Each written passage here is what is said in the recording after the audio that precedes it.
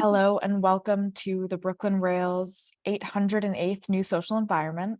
I'm Eleanor, a Programs Associate here at the Rail, and I have the huge pleasure and privilege today of being your MC for a conversation featuring Sharon Gallagher, Skuta Helgason, and Eleanor Heartney. We are thrilled to welcome poet Zachary LaMalfa here to close today's program. Before we get started, the Brooklyn Rail acknowledges Black Lives Matter. Here in New York, we are on Lenape-Hoking, the unceded land and waters of the Wappinger, Canarsie, Munsee, and Lenni Lenape people of the Delaware Nation and Shinnecock Indian Nation. We recognize land acknowledgements are not a replacement for necessary decolonial work, but serve as a reminder of place, of the legacies of dispossession and enslavement that sustain and enrich the stolen land we are speaking from. And now to introduce today's guests and host. Sharon Helgason Gallagher is the president and executive director of Artbook and Distributed Art Publishers, Inc., which she co-founded in 1990.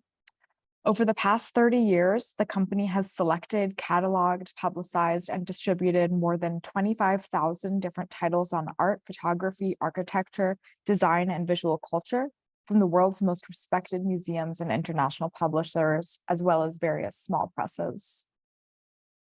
Artist Skuta Helgason was born in 1953 on a sheep farm in Iceland. He studied time-based media at Visual Studies Workshop in Rochester, New York, where books became his chosen medium. At D.A.P. Distributed Art Publishers, Helgason was previously a creative consultant and has been the director of Artbook Retail since 2004. And our host today, New York-based critic Eleanor Heartney, is the author of numerous books on contemporary art. Heartney is a contributing editor for Art in America and has written extensively for publications including Art News, the New Art Examiner, and the Washington Post and the New York Times. We're also very lucky to have her as an editor-at-large here at the Brooklyn Rail. And with that, I am thrilled to pass it over to you, Eleanor. Okay, very good. Thank you. Well, we're going to start with a short little just a slideshow to give us a picture of what an incredible enterprise that D.A.P. has been, D.A.P. and Artbook. And then we'll have a discussion about, hopefully a wide-ranging discussion about many of the issues involving publishing and Artbook publishing today. But let's start with a quick little view, a trip down memory lane. And these are all books, I guess, chronologically arranged that have been published or distributed by D.A.P. And we'll talk further maybe about some of them.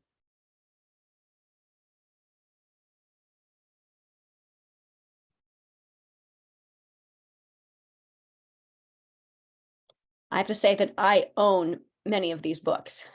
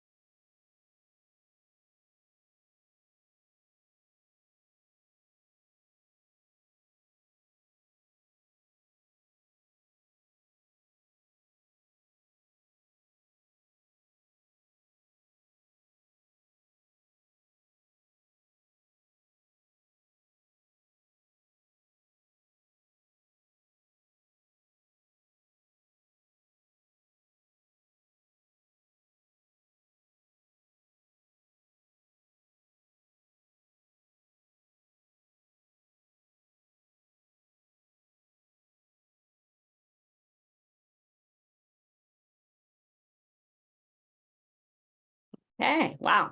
I feel like we should have had a musical background there, but okay. So I guess let's begin by just talking about kind of that you're involved with two different things, D.A.P and Artbook.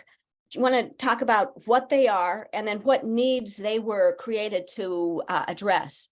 Got it. So I started D.A.P in 1990 with Daniel Power, who then later went on to found the publishing house Powerhouse after he and I parted ways, and with Dieter von Grafenried, and then later Walter Keller of Parquet.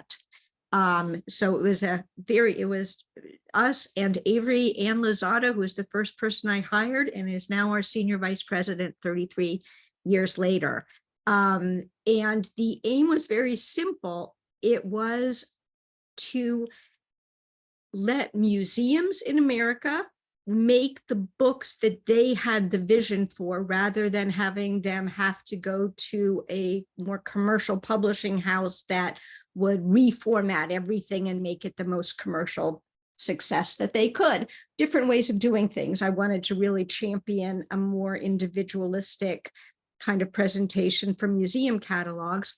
And then the other pole was looking at European art books, mainly from my experience at the Frankfurt Book Fair in the 1980s, and saying, why can't we have beautiful, thoughtful books like that here in America? And going around to European publishers and saying, I'm just starting out, but will you send me your books on consignment and I'll pay you when I sell them? It's a crazy business model, but it sort of worked. And then the Artbook retail stores, which is what my husband Skuta runs, that came about similarly as a response to, we don't want every museum store to turn into a gift shop. We really don't. They're and so how can we help in that process? And we were approached, you want to tell the story, approached about our little cart at MoMA PS1? By MoMA PS1 to set up some kind of way of selling books. And we started out with sort of like left bank push cards in the lobby of MoMA PS1. And then that was very tedious, and I said, I can't do that. I can't be pushing cars all the time. and then they said, okay, we give you a little piece of the restaurant. So I got like one window's worth of the restaurant and the furthest end from the kitchen. And that was better because now I had a door. And then, but clearly we want to grow. So I talked to Klaus Biesenbach and he said to him, we need to get more space. Okay, I give you one more window. And he did that. And then Klaus, being very European, thinking about the importance of bookstores as a cultural place where people flow in and out to the cultural institution, where it's a source of information. And so he started thinking about giving us more space. And that took a number of years until 2017. We got the space which we are in now, which is about 2,000 square feet. And as you can see from the slides of the store, it's a big space. And it's mostly books.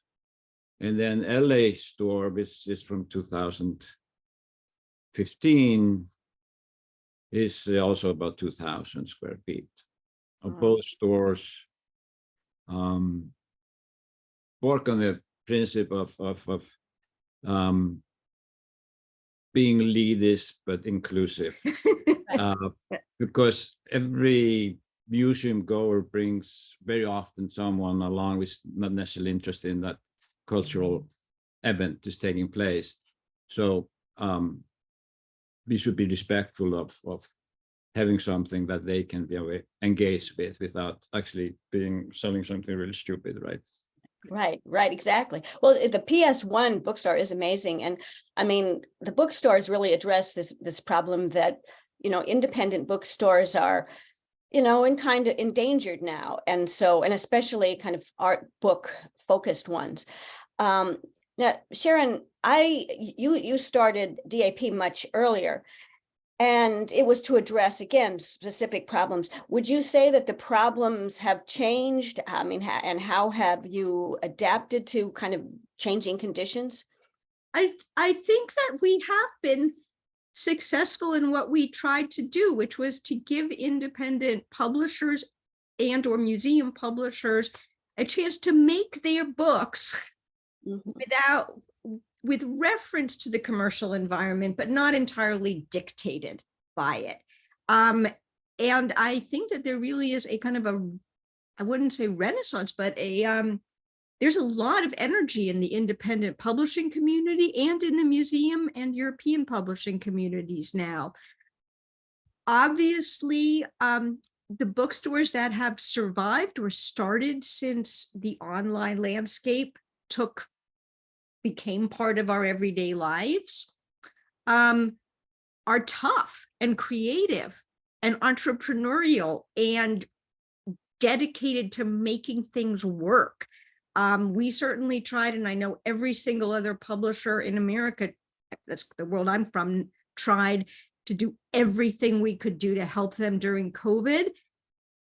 And I think that the communities that these independent bookstores were in realized what a tragedy it would be to lose their neighborhood bookstore. And they came out and supported those bookstores. And from my vantage point, I would say the independent bookstores are in a very strong and a beloved place in America right now.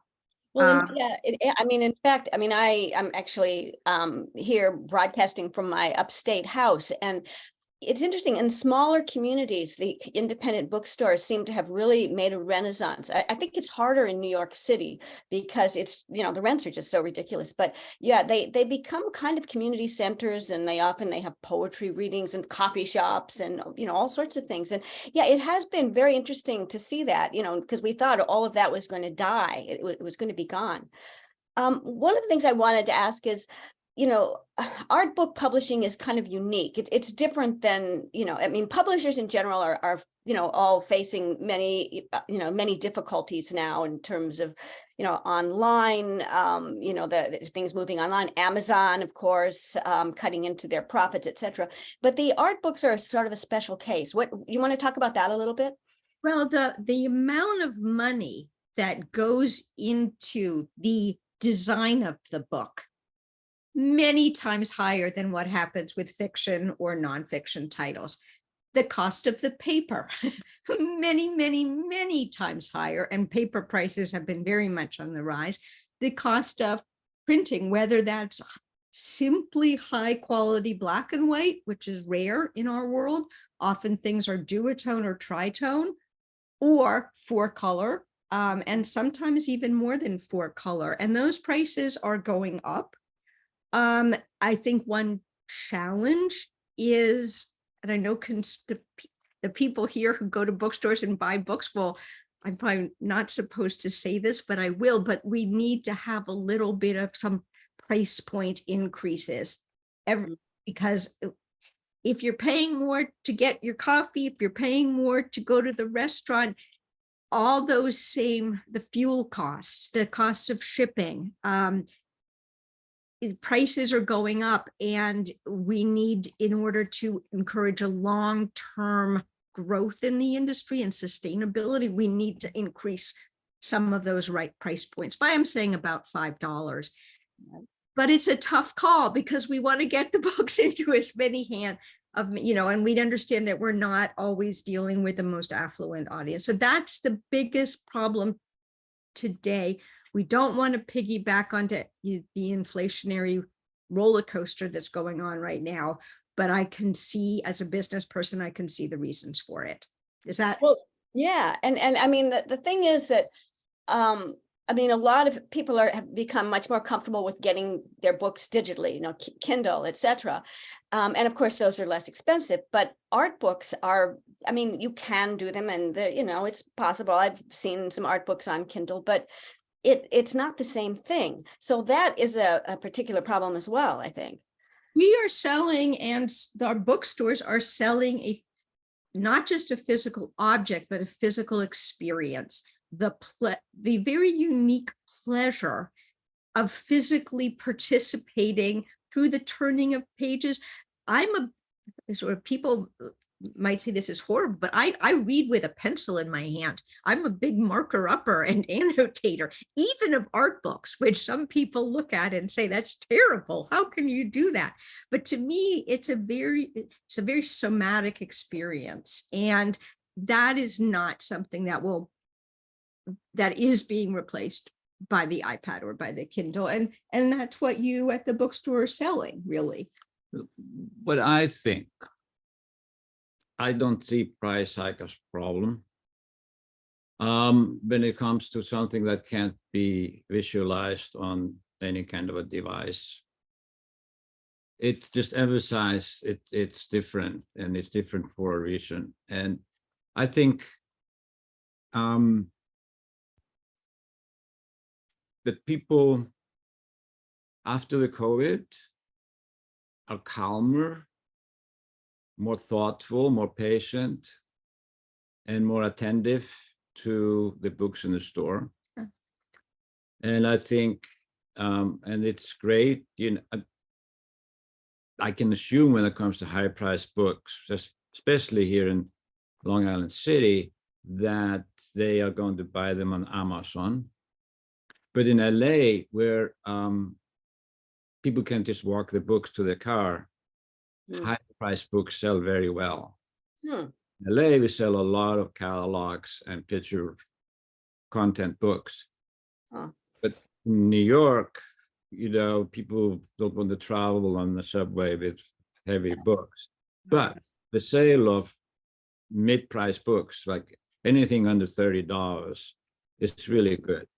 And I think that the price range people are not uncomfortable with, or are comfortable with, is $20 to $29.95 now. It used to be before COVID from $20 to $24.95. Right. But yes, I mean, the $5 increase is already there. Yeah. But the mid-price, that's reasonable, I think.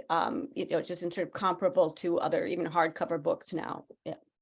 So the high price books, I think the price should go higher, because I think, if people, I think the difference between $95 book and $120 books or $115 books is not significant, in the sense that if the book has been well done, it's worth buying, then you can go over the $100 mark with that book, because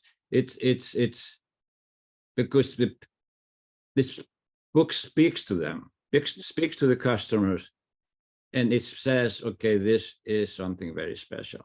Right. Then where you have books that pushing themselves sort of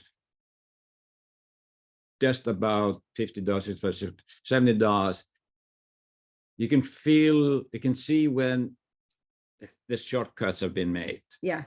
Because at this point in time, when you have people who are looking at books, they recognize quality. Yeah. So I think books will stay for a long time if they keep to quality. Yeah.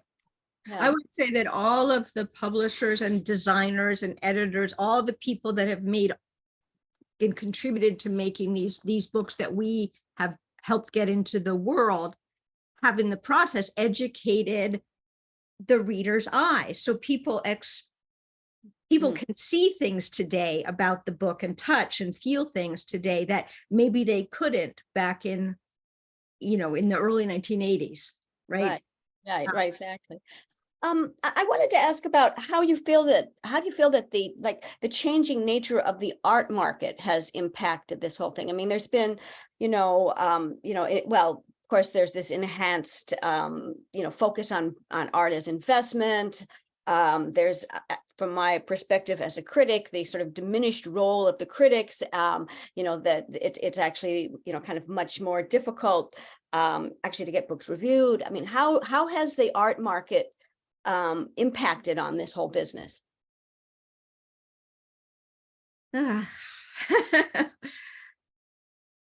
If you see a very expensive book in the store, very beautifully done, but with extremely expensive materials, and artwork definitely traded hands. Let's put it that way. We have one foot in the publishing world, which doesn't understand about all of the physical things that go on with art book publishing. And we have one foot in the art market, which doesn't understand about how some low price thing for just $125 has any merit. There's some, I think that's to oversimplify, right? And people are realizing that these things come together, but they're two extremely different economies. Right. And we're pitched right at the cusp between them. Yeah.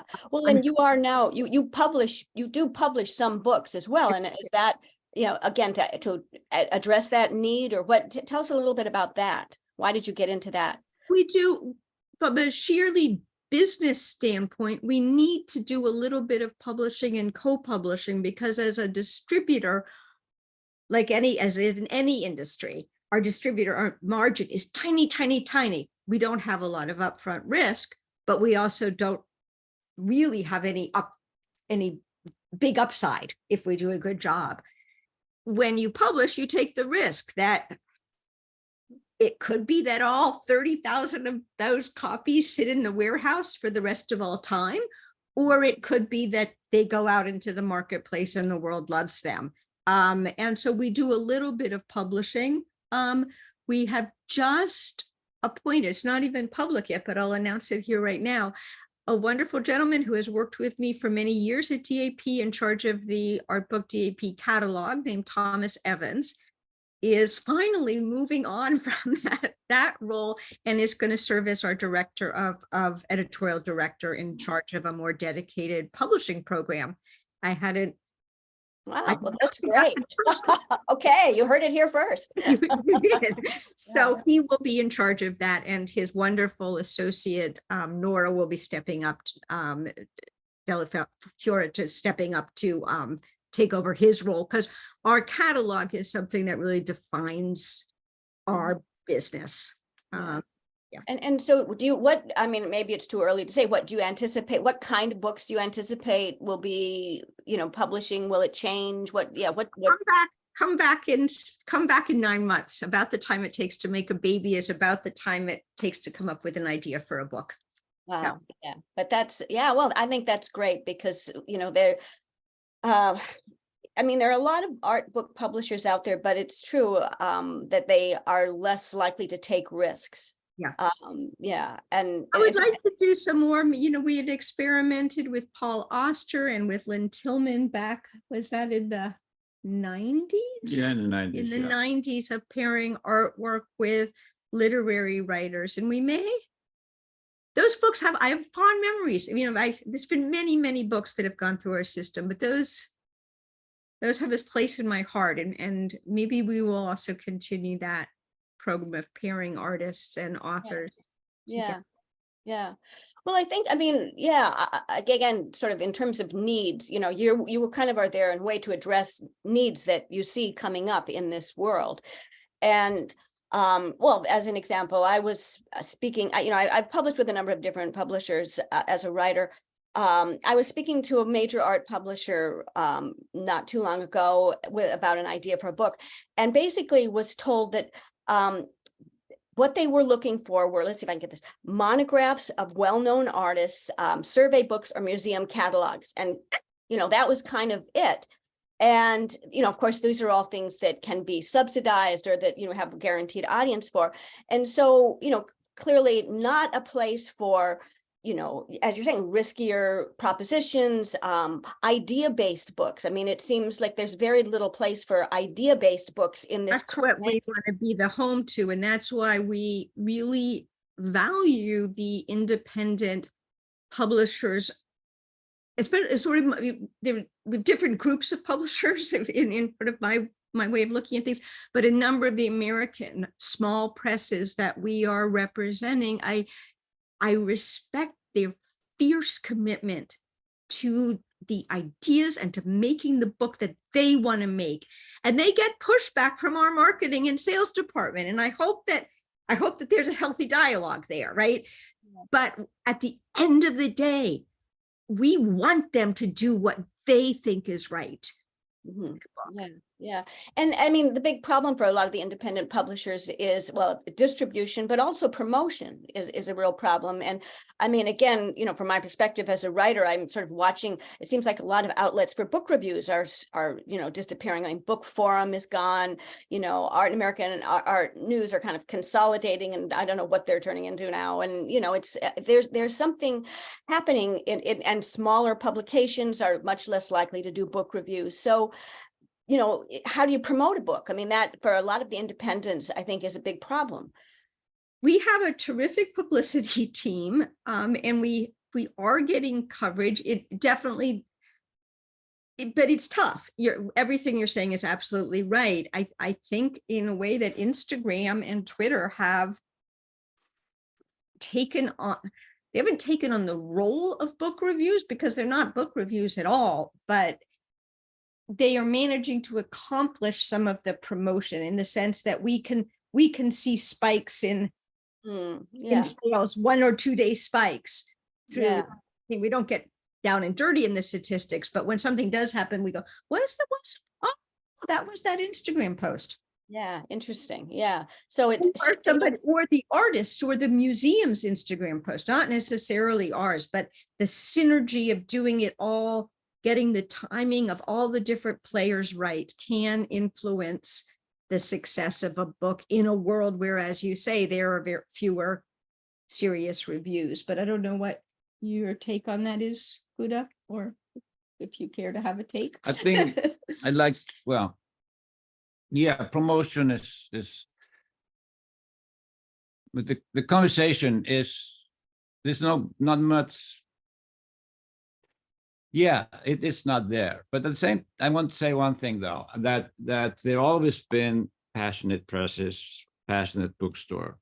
And bookstore have that nature that they take on the character of whoever works it or runs it. Same with independent presses. And this is truth for all times. So I think it's fine. I think there's a lot of good work going on, a lot of new press. I mean, it's just a lot more specialization. You know, when you go to an independent bookstore, you can see where the focus is, and that focus is what developed the customer base. That focus always spreads onto the internet. So I think the conversation, the use of focused inventory, and which then spills onto the internet through support, but there's a lot of work doing all that, keeping the website and doing the Instagram and all that. It's a huge amount of work on top of the normal bookstore work that goes into being viable online. And I think so those stores who have figured out being sort of idiosyncratic online are the one that develop customer base. So just and I think there's only every year, there's only so many good books. You know, it's more and more published, but the good books, they stay at the same quantity. Or similar quantity. So in reality, you can have number of mid-sized stores that have all the good stuff, or pretty much. I mean, that's for the visual literature and theory and stuff like that. When it comes to fiction, which is blooming right now, you see people read so much fiction and poetry. I think it's a good time. Yeah. But they are doing better now than before pandemic. Yeah. I will say one thing, which is that I think the pandemic that taught, I mean, the bookstores are physical retail places that they were very badly hurt, much worse than publishers by the pandemic. But they figured out how to do these online events and signings, which then becomes amazing. We've had during COVID when the museum was closed, some events where we had people from New Zealand and from the West Coast and from Europe and from America.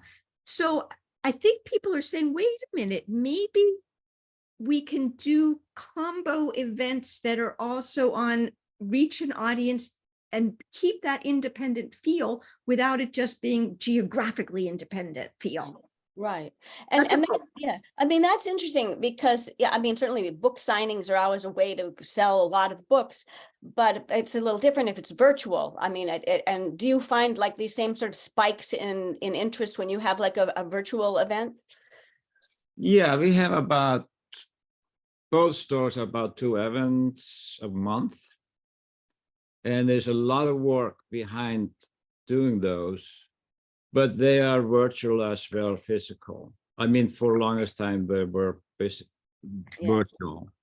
And then, you know, and the thing with doing the virtual is that if you're successful, then comes it's really, really heavy, boring, time-consuming of shipping.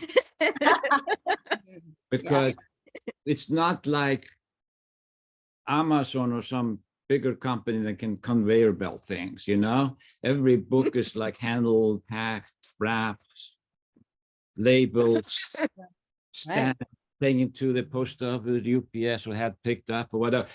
There's so much work in the post-event space, or time off an online event. So it's so good to have people come and take the book with them. Oh, I know. I mean, yeah, exactly. I mean, which was always been a great way to sell books, but yeah, it's a different thing. So is Amazon the enemy? I mean, how do you feel about Amazon? I have gone to, or I've. The Amazon is a place where it's just a fact of life. So, and Amazon has pretty much lost interest in books. If you go and look for books on Amazon website now, you get perfumes, and then below the perfumes and the soccer or whatever that is, you might actually find the book. You have to scroll through the other junk. So, and the price discount is not as aggressive as it used to be. They do discount heavily if it's a really strong title coming out, like Jeff Koons monograph would come out, then that would be heavily discounted. But that might be gone in 3 months, you know. They just want to take the cream of the selling. So store need to have events, you know, discussion and signings and things like that. They do the thing that Amazon can't do, which is make this book more special. So thematic events or focused authors events, and you need to bring in other people, you know. You know, if you have less known person, then you bring in better known person to be the interloper and things like that. So, and this all is a lot of work compared to that it used to be before in the old days, in the sense that. Right. So, but you know, people learn to survive, and I think, you know, so long as you last, it's good, right? Yeah. Well, in a way too, and independent bookstores are kind of becoming more like community centers, or they can be, you know. I mean, it's a very interesting phenomenon, something that's been missing in many ways from not just the art world, but the world, you know, is that kind of a place where you can go and be alone together with other people, right? There's nothing that makes me happier than being at a bookstore, browsing a book and realizing that around me are maybe 5 other people engaged entirely in the same silent activity. Right. And yet there's a sense of community with them. To me, that's and the other thing that bookstores is the browsing is so different than, say, Amazon, where you really have to know what you're looking for. You know, you don't sort of see the other books that are adjacent to it, and you know, you don't make those kinds of discoveries. Yeah. The world, as our job as a distributor, is to service both sides of that market for our client publishers. Yeah. Sharon said tactfully. And speaking of tact, what do you think about this phenomenon of these mega galleries opening books, publishing companies, not just bookstores, but publishing companies? And you know, I mean, I kind of have mixed feelings about that. It's sort of, again, the commodifying of books, you know, the making books are, you know, I mean, there are things for to sell their artists, you know, they're for collectors. Are they really, I mean, I don't know. What do you think about that? I said earlier, when you see a big, beautiful book, whether it's a gallery publication or a commercial or, you know, wherever it's coming from, they're a painting traded hands, right? We are linked into that world. There are galleries that do a better job and a more thoughtful job and say, yes, my job is on the one hand to promote the artwork that's going to sell at the gallery. However, I can use this as an opportunity to publish good scholarship. Gray area. The world is basically gray. That's okay. Then there are other galleries where it really just is a sales catalog, and that's not interesting, or not interesting to me. Right. The thing is that the catalogs are the galleries. Books are calling cards. Yeah. So you could see it in the 90s, how, like Mary Boone, for example, had every show had a catalog. It was the same size, same format, same number of pages, and that was giving to everybody. And you know, that was just part of the business. And that many galleries had that. And then and artists expect that something like that to happen. And artists happier the better it is. So for Gagosian or Swerner to publish, have a nice and strong publishing program, it's totally logical. It just bring it out in the open. Yeah. That this is a support system to keep the artist at home. Yeah, I don't think you can poo-hoo it, because where else is the money in a certain sense gonna come from? In the same way you don't stop going to a museum because the exhibitions are funded. You might not go if it was a certain pharmaceutical, right? But by and large, it's funded by big companies. This is our capitalist reality. You try to navigate as ethically, as you can, and keep your eye on the ball as the world around us changes.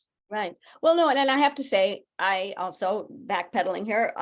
Yeah, as a writer, it's true. I mean, from a gallery, you know, writing for a book catalog, whatever, for a gallery, as a writer, you can get paid. You can actually be reasonably paid, which is often not the case. And even if you write a book, you know, and it's, you know, distributed through an independent bookseller, you know, the amount of money you're going to make is like, you know, negligible. And so in some ways, they help to keep the writers alive. And, you know, hopefully they get to do both again. Yeah. So, yeah, you're right. It's a balance. Part of this world. It's part of the ecosphere. Yeah, exactly. And so in terms of the ecosphere, where do academic publishers fit in? And do they fit into your program, or where would you place them in all of this?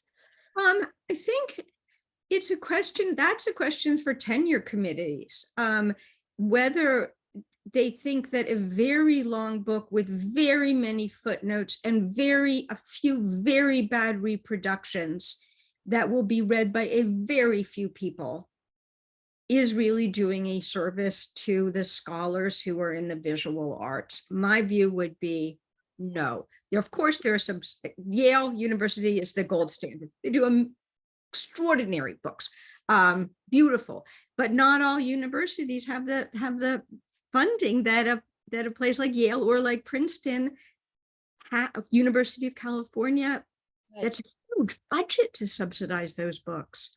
Yeah, I don't know. I carry a lot of academic titles, and so many of them come from through MIT. Yeah, MIT distributes Semiotext and Stenberg Press from Berlin. These are academic titles, even though heavy art contexted and critical. And then the one press which I feel very supportive and strong is the Duke University Press. Yeah. I think the Duke University Press is a university press, but it feels like a private press because it's so focused on certain issues. Mhm. And those issues are what artists are focusing on right now. So we have like 30, 40 Duke University Press titles. And the University of Chicago, which I'm sorry, I'm backpedaling now. I feel like I want to cut out that segment. I feel like I was being very mean to colleagues in answer to that question. But University of Chicago Press doesn't just publish themselves, but they are also a distributor. So, but there are some academic presses who don't do a very nice job, but there are many that do. Right, yeah. Well, and then again, talking of the ecosphere that we're dealing with, and you need to have that. And it's true that there are idea books, hopefully, have a place in at least some of these university presses, if they don't in the more commercial world. So yeah, I think that is, kind of necessary.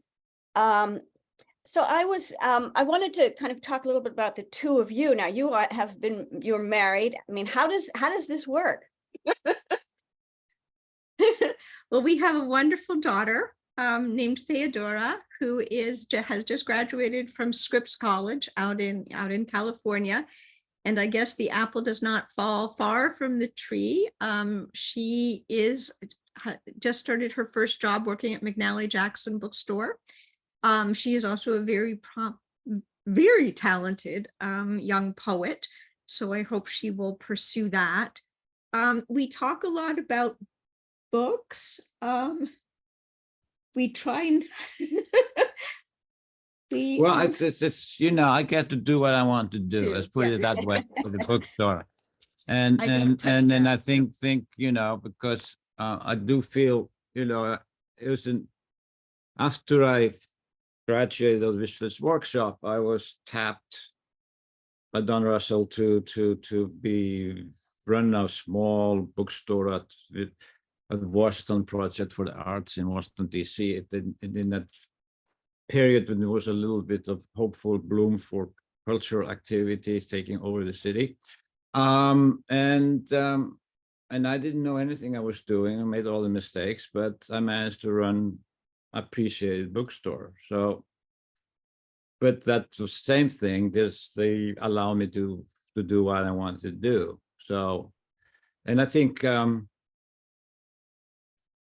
in Germany you apprentice to in a bookstore before you can have your own bookstore. They got 4 years. Wow. So you work in a respectable bookstore, then you have the courage to set up your own bookstore. I don't have that. I just went ahead of it and came out on the other side. Still. Yeah. Well, I think a lot of us, we sort of learn by the seat of our pants. That's nature of in a way of this world, art world, especially that we're involved in.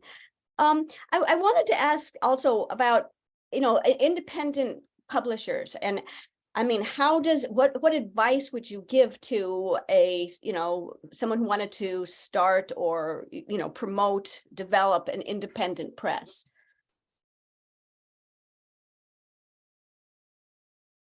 Make sure you do the math first, because that's my basic advice. If you are not good at using Excel, go take an online Excel class.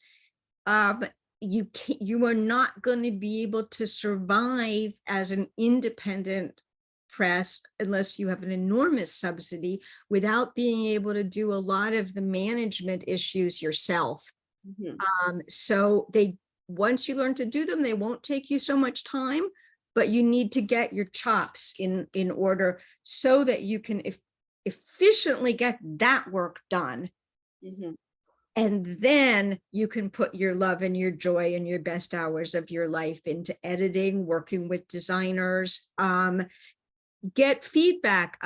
Most museums and many of the European publishers we now represent will send us 7 or 8 different mock-ups of the cover design. Mm-hmm. And we know which clients we can be candid with, right? Mm-hmm. That's a good relationship where you can say, you know what? Nobody can read that type from across the room, or, you know, the type color isn't contrasting, the image is off, you know. So we put a lot of energy into that. And so as a new startup publisher, you would want to make sure you have a community of people around you who will give you thoughtful but honest critiques before you send to the printer, because once it's at the printer, there are X thousand of copies in the world and you can't redo them then. You have to recognize you can't do it all yourself. Yeah. And the love and prep and the passion that goes into the publishing withers away when you start shipping. Yeah, shipping. Okay. That does sound very daunting. Yeah. Very physical. I mean, what we love about the book as opposed to the digital is that it's physical, but along with that means if you're not using a distributor, you're taking books to you, you're becoming the UPS man's best friend. Right. But I guess, and again, though, I know problems with distributing, you know, books will be ordered and then they will be returned, you know, and so, I mean, that's a big problem, I think, as well for small publishers. It is. Unfortunately, in the United States of America, returnability got into the publishing industry, and it's very hard. You can't roll back the wheel of history. In other countries in Europe, returns are very low. Returns are, I think, more modest now than they were when Barnes and Noble, under its previous owner, was quickly expanding. The returns from them at a certain point became brutal. Yeah, could bankrupt you. Yeah, I mean, I've heard that but I think returns are more moderate today. Definitely be careful if you get a big order from somebody. What are they going to do to promote the book? Right, because that's on spec. Right, exactly. Yeah, no, it's, yeah, you know, it's the business model. Yeah, if you were going to change the business model, you know, what would your ideal business model be? Wow, that's a fascinating question. The thing that I would do, do I get funding with the changing of the business model? Well, let's give you some funding. We'll give you some funding. Okay, so I would go to all the museums in America and say, keep your books, keep your gift section and your postcards and the individual catalogs about the show that's up right now as it is. Give me this amount of wall space and it won't cost you anything. You'll get revenue from the sales, and we'll guarantee it and give you a baseline. And we will curate a monthly changing bookstore or every 2-month changing bookstore that's right for your collection, your audience, and what's being shown in the current exhibitions at a manageable scale way. But that doesn't change your entire store. That would be I would like to do that. Wow, that sounds, it doesn't even seem like it would require that much funding, would it? I mean, that seems, I mean, it would be kind of. It requires funding for the time to get it all started. Once it was going, I think it would be self-sustaining. Yeah. Wow. It might be worth noting that books are all different shapes. If you're selling shirts, they are different sizes, but they all come in the same size packages. It's books as the hardest thing to display because, you know, even it's in the same category, they are all different sizes. There's the shipping, you know, you need so many different size cartons. I mean, books are really, really cruel. I know it's a completely different, you know, I mean, art book publishing and book publishing, you know, in particular. Yeah, very, yeah. Well, we're coming close to the end, but I wanted you to maybe do a little bit of a trip down memory lane. We saw that kind of wonderful little PowerPoint, and maybe you could talk a little bit about some of the your favorite titles from the early days, and kind of moving forward, how you see things having evolved. How did they evolve?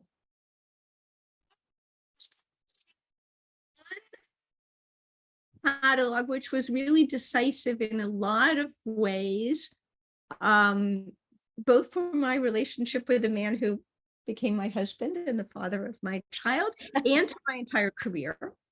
Before I started D.A.P, I had worked at Abbeville Press, which was founded by Harry Abrams of the Abrams Artbook world, and then at the time that I worked there, run by his son Bob Abrams.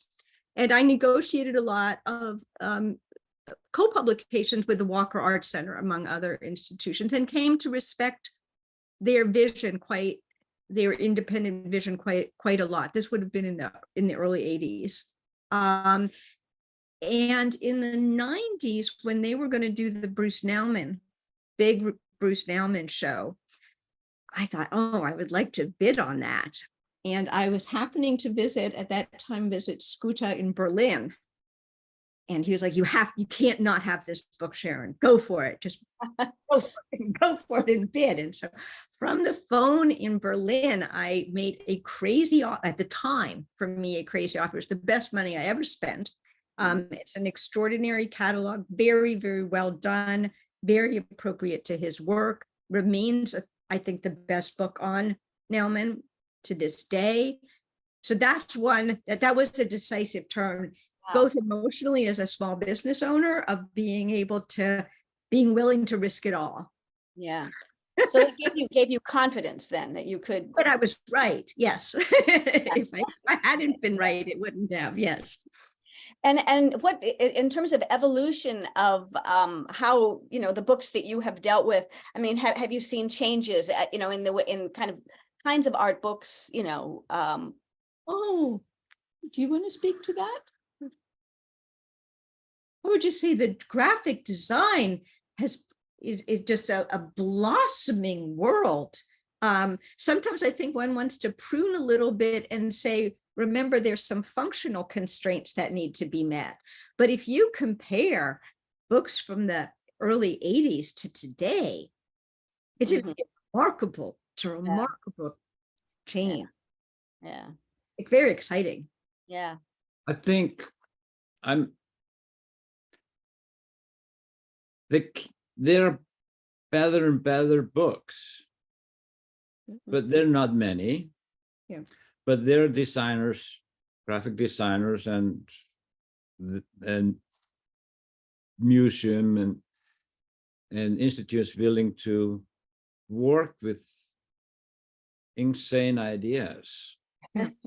And then you get these books which are just amazing. And then, it's 2 or 3 of these every year. And and I always think, oh, no, that's not going to be any more of those, but it is. So, and this is the books that you can, when you open them, you can feel it. This is a special book. Books speak to you that way when there's so much has gone into them. And there's no way of doing that digitally. Yeah. You have to hold the book. The book and you have a personal relationship. And between you and the book is everybody who worked on it. Yeah.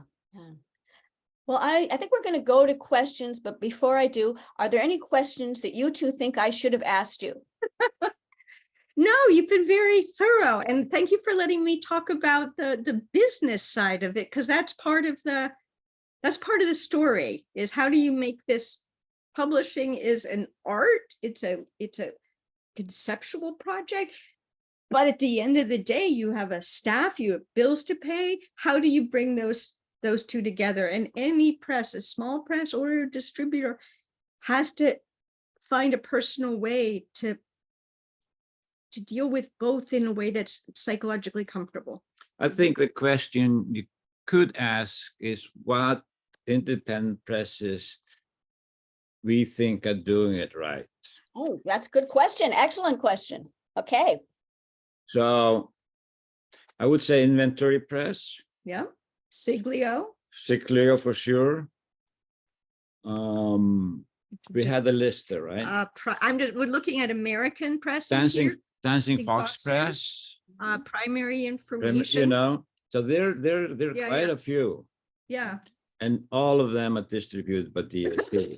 No, but just in terms of people that are following less an art book catalog, exhibition catalog, art world model, but instead making very physical objects that are very cognizant of the history of publishing, where the ideas and the design experience of the book are being beautifully brought together. So this brings back another thought, which is that when you can see the vision editorial, like New Direction Books, Grove Press, you know, you can see in the literature and poetry and whatever, or in academia, in like the Duke Press or MIT, like 15 years ago, you become fan of this editorial or decision that are made there, and you recognize those books when you walk into the store.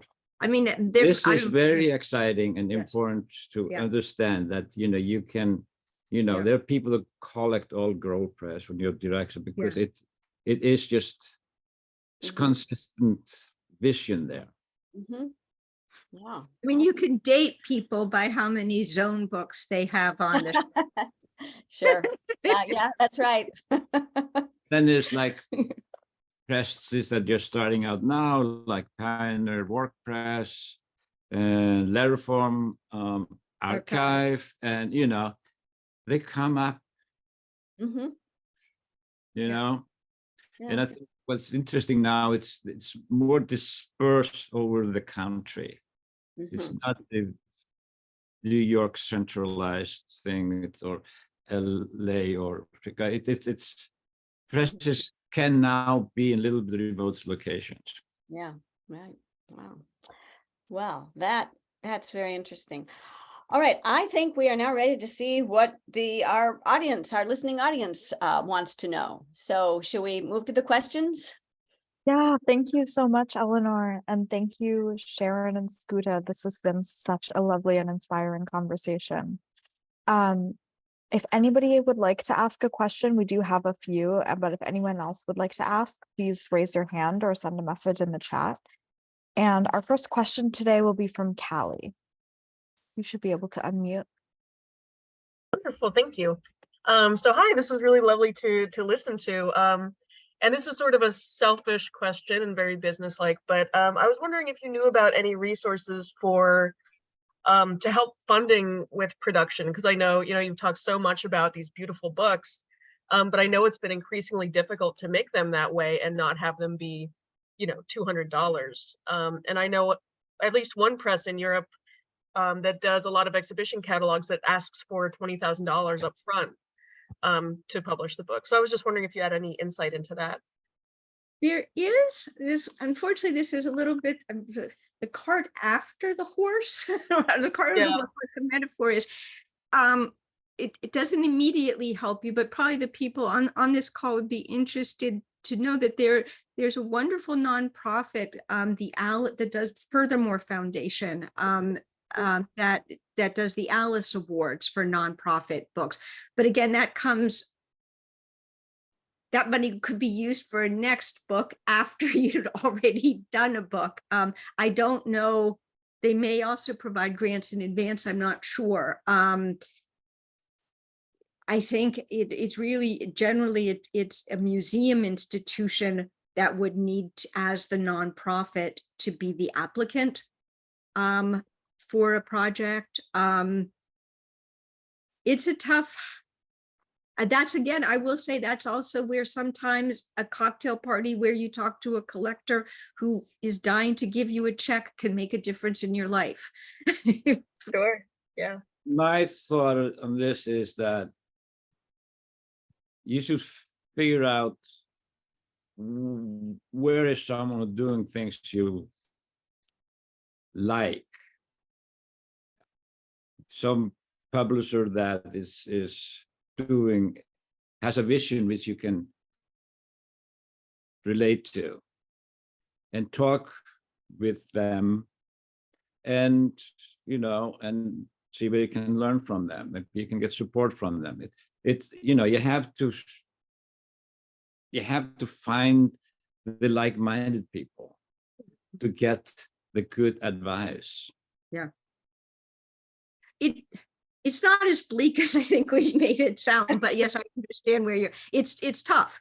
And then that one first check, of course, gets spent, and then you're, holy shit. Now Yeah, what well, I do know even with image permissions for contemporary arts, for those individuals that are writing, as well as the production and the increase in paper prices, yeah, it would be great to see more granting opportunities out there. But yeah, I was just wondering about that. Yeah. Thank you. Thank you so much, Callie, for that question. And thanks, Sharon and Skuta, for those answers. I'm going to read the next question on behalf of Sarah. Sarah wrote, besides informal learning from other art book presses, are there more formal supports like conferences, panels, professional magazines or newspapers, etc., that you have found? Or what resources would you recommend for would-be presses and bookstore spaces? Thanks so much for the interesting talk. I think one excellent resource, although it's kind of a slice of it, but a deep slice, would be the National Museum Publishing Seminar, which I think is every year or every other year, and it moves around. The Graham Foundation in Chicago, I guess, functions kind of as the host for it. And they have marvelous panels on everything from production to editing to budgeting to promotion. That is a wonderful resource if you're in any way related to something that could be conceived of as a museum. There are also, that would be the first place that I would look. In terms of bookstores, I'm not as sure. There is a book through the ABA, there are a number of programs, but those are for people who I think already own and run a bookstore, but they may have something on their site about that.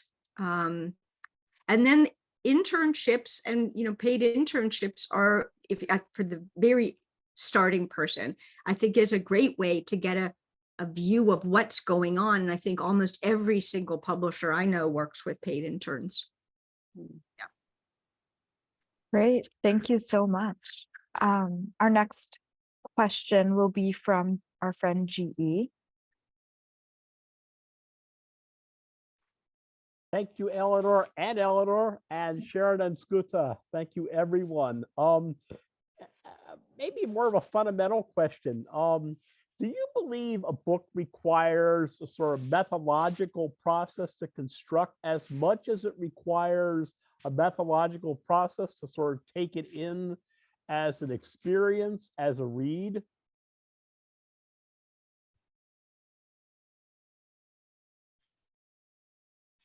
So the construction versus the reading, and whether the processes have a relation? Yeah, well, especially in the particulars. Yeah, I would say this: if I just took everything else away and thought about the experience of photo sequencing, for example, working on a book with, for example, in my very memorable many books that I worked with, in sort of helping Lee Friedlander, he would give me a group of his images sequenced, and I would just really zone. I don't want to look at him. I don't want to talk to anyone. I really just like to zone in on what that experience is. And is there something in my body that says that there was something wrong in that jump, right? And what happened? Okay, let me put a little flag on that, and then continue on. Let me put a little flag on that other one. Let me start all over again. Many hours with looking at sequencing. And that, I think, is, to me, it's almost like a kind of a dance or music, that it's time-based. And I think that speaks to the artist's book as a time-based art form. And that many of the conventions from music and from dance about how you pace and rhythm and syncopation, many of those things are relevant to image sequencing, perhaps, or at least in my view. But do you have a? No, I agree. How that compares to the methodology of the life of the book, I'm not sure that. Do you want to, can you clarify that part of the question?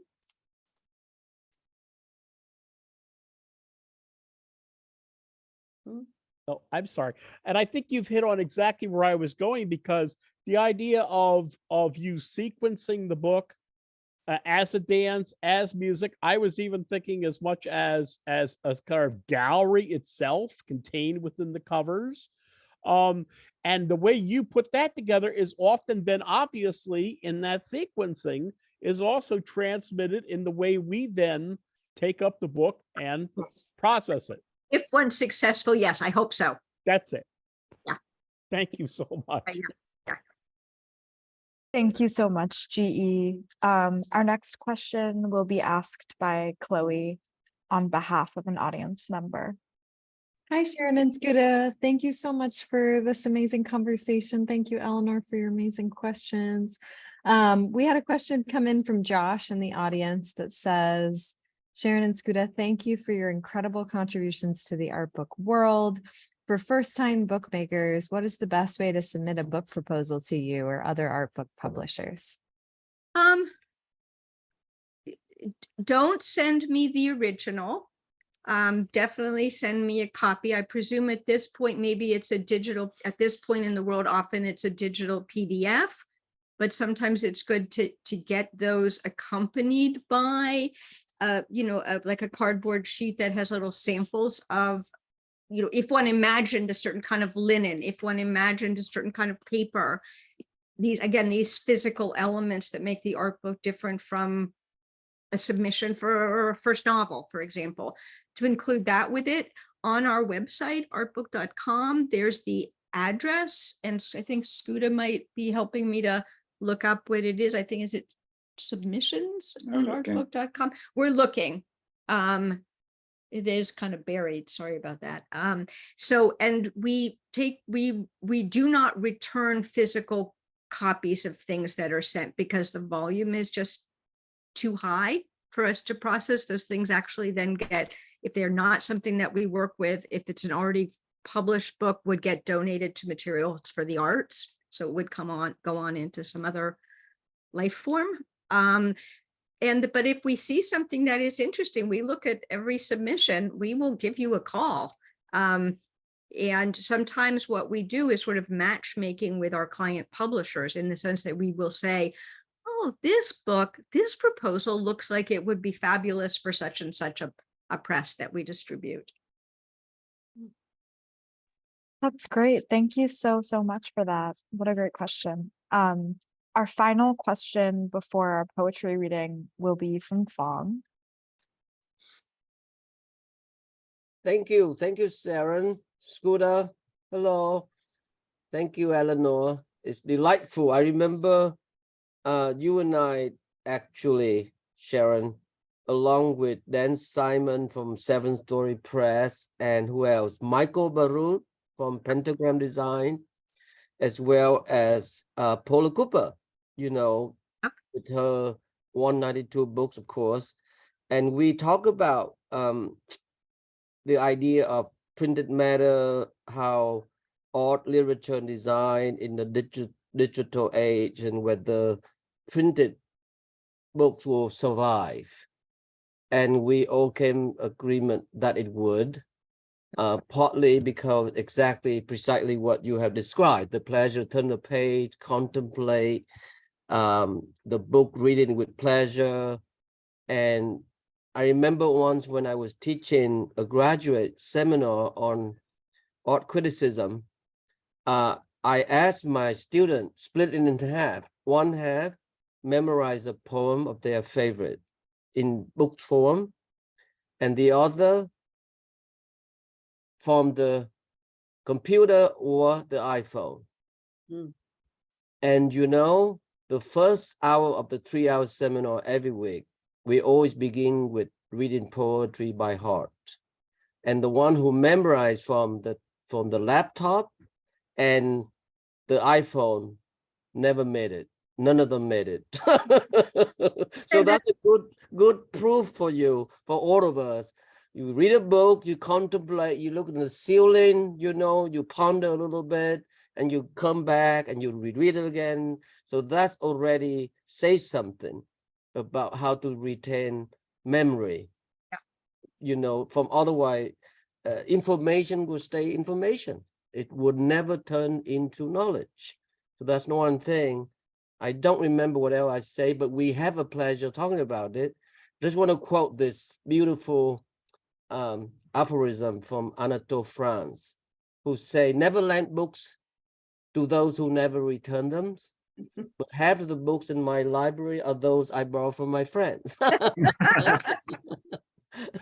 So that's something to reaffirm that deep pleasure that we all share. So listen, you've been doing this for a long time, and this is also for you, Eleanor, for both Skuta, Sharon, and you. The visual culture, as I remember coming to New York in the late 80s, where it's increasingly becoming more popular. We've seen museum being built, we've seen private collection get built, you know, we've seen the circulation of every visual culture in different form get populated. And I don't mean just in America, across the world, because I travel extensively and I see it happen in Asia, some part in, you know, Latin America and elsewhere too. So what does that correspond? I know that a lot of artists that we know are willing, as you mentioned earlier, to give works of art to get, you know, their show somewhere, whether museum books or catalog or monograph and so on. Artists are very happy to do that, and we know so. And partly because, especially the one who are conscious of building their own archives, because we've seen artists who were very passive, never care for those archives, ended up to be a terrible detriment to their legacy, especially when they leave this earth. Especially family member doesn't want to take care of it, you know. So books and any form of written literature is essential to validate their worth, their value. But it becoming more increasingly so. So the question is very simple. It's certainly a phenomenon, don't you think so? And what way can we testify to that increasing popularity and growth? So let's begin first with Sharon and Skuta, and then Eleanor. I'm dying to hear. So the question, to reword it, is why the growth in publishing? Yeah. Yes. I think people, we're still bodies. I don't know how much longer we're all going to still be bodies and not just avatars of ourselves. A colleague of mine showed me yesterday on her iPhone the thing that Mark Zuckerberg once heard to the little avatar that's supposed to like communicate with my avatar. This is a world that I'm not interested in joining. And I think that the world of the book is maybe the best thing about it is that it's an anchor back to our history. I hadn't thought of that before, but in the context of your question, that would be what I would say. Great, thank you. Skuta, your turn. I think the ease to make books is a big factor. The computer has changed everything that comes to book publishing. So, and the ability to work on book different continents, including the printing, is part of. But then I also think it's like for someone to have a book, it is an extension of that body, that whoever that is. And that's how artists feel about gallery having to make books. It extending their work, it's a manifestation that they are book worthy. And that Mhm. goes for in all fields, in academia, academia has emphasized being book worthy to be able to get, Publish or perish. so. Mhm. And Cool. yes, and I just like to go back to something you were saying, Fang, that a thing I have noticed, and maybe it's partly as I am getting older, and a lot of artists I grew up with are getting older, is this question about legacy and what do? You have this body of work. Sometimes it's artists who were public artists, and the work is scattered, or they are artists who they haven't had big galleries that have done huge catalogs, and they get to a certain point and it's like, what do I do, in a way to kind of establish my legacy? And a book, is a way. A book tells their story, and it leaves something behind. And I've noticed that with sort of increasing urgency, a lot of artists thinking about that, as they're getting, into their mature years, and thinking about, looking back on their careers. So a book becomes a very important vehicle for them, I think. I think you're absolutely right. One of the artists, or many story, but I just share with you one good example is that of Alex Katz. Early years, early 50s, when he began showing his work, beginning at the storefront window. And I think the first three were essentially not even legitimate gallery contacts, but he did it, and he make a pamphlet small, very small, and he trade a drawing for an essay written. I think the first one began with Frank O'Hara, and the second began with James Schuyler, and the third with me and John Ashbery. So that is an amazing example of thinking clearly of what the worth of each of those effort put in the exhibition, but thinking in a broader context. And you guys tell me what I think have some insight or not effectively in way that we collectively love publishing in general, is that folks in Silicon Valley have no historical memory, and they are just exploitative as those politicians and business people who associate with them. And one of the things that so committed for us at the Rail, and I'm sure you all feel agree, is that we must try to similarly committed to mobilize what we do in the same ways that Martin Luther certainly know how to mobilize to his advantage with the advent of the printing press. And that's exactly what I've been telling every young people that we come across here on anybody really in the context of the academy and whatnot. So so that's where we are, and I'm super thrilled to have you both finally to come and join us on our NSE. Now over 800 episodes is beginning, and it's grateful. I'm grateful to have this community. So thank you, Sharon. Thank you, Skuta. Thank you, Eleanor. Back to you, Eleanor. Thank you so much, Fong. That was such a lovely final question and such a great note to conclude the conversation. At the Rail, we have a tradition of ending our community events with a poetry reading. And today I'm thrilled to welcome our poet laureate of the day, Zachary LaMalfa, to the stage. Zachary LaMalfa is a poet and teacher from New Jersey. His recent writing can be found in the Brooklyn Rail Works and Days volume Prolet and elsewhere. A Course in Human Love, a chapbook of early poems, appeared in 2022 from Malvina House. He teaches English and literature at CUNY. Thank you so much for being here, Zachary.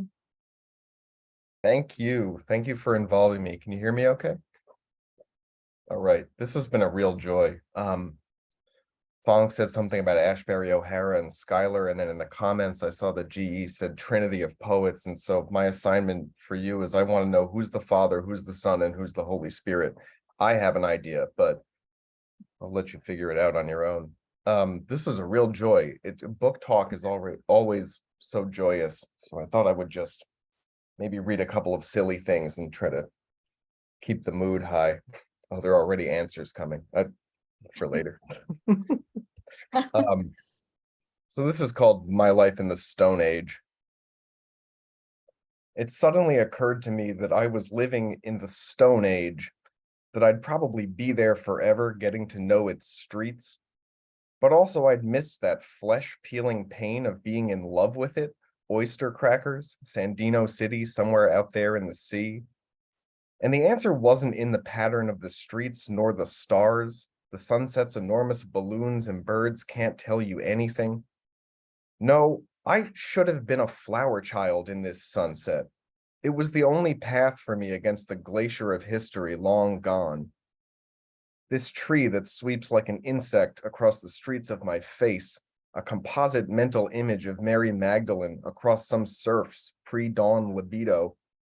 And somewhere below this same window, as always, a fight is starting in shouts alone that I won't be able to join. I should have been naked in these streets with flowers in my hair and some sweet and willing thing to say about this tree. All right, and before I leave you, something extremely silly with the title Realism. It was mostly sand and questions like, what is painting? It snuck up on you. It found you by the post office, hissing, pay attention. It came first from the workshop, then from the cafeterias. It was angry and addicted to milk. It didn't like you. It hid most of the time. You found it in wheat fields, gnawing on stalks. It smelled good. In truth, it smelled very good. And it held my hand when I was scared. It wore glasses. It wore perfect silver-edged glasses. It had average to poor vision. It rode the bus. Actually, I think it took the commuter shuttle. Actually, it mostly walked. It stroked its beard while thinking. It scratched its head while speaking and thinking at the same time. Its eyes said, sorry, I wasn't listening. It was like the moon, because the moon is big and pocked with craters. It was like the moon that way. It was sort of an alcoholic. It poured red wine on top of white wine dregs. It was a full-blown alcoholic. It identified itself with essays. It identified itself with the essays it wrote. Its essays were always about Balzac. It was pure, though. At least it was pure. If nothing else, it was pure, pure, pure. It at one time had a job. At one time, it had some kids. They live in Los Angeles now. Thanks very much. Thank you so much, Zachary. That was wonderful. And thank you again to Sharon and Skuta and Eleanor. And we would also like to thank Corey from Artbook, D.A.P, for their support in preparing for today. We'd also like to thank the Terra Foundation for sponsoring our NSE program and making these free daily conversations possible, and for their support of our growing archive, which, as Fong said, now has over 800 episodes, which you can view on our YouTube channel. For the past 22 years, the Rail has been a platform for arts, culture, and politics in our monthly publication and public events like our daily NSE. Check the chat for a link to donate to support the Rail. And if you're in New York City and you're free tonight, please come to our May issue launch party at Postmasters Gallery in Soho from 6 to 8 p.m. It's going to be a great time, and I hope to see many of you there. And for more NSEs, join us tomorrow at 1 p.m. for a conversation with Robin Cost-Lewis and Joan Key on the event of Intimacy at Marian Goodman Gallery. Tomorrow, Lewis will be reading to conclude the event, and you can now all turn on your microphones and say hello and goodbye as you leave. Hope you all enjoy the sunshine today, and thank you so much for tuning in today. Thank you so much. Thank you. you. Thank you all. Thank you. Yeah, it was great. Everyone, great conversation. Thank you Thank so you, much. Skuta. That was amazing. Thank you, you. Zachary. Thank you, Eleanor.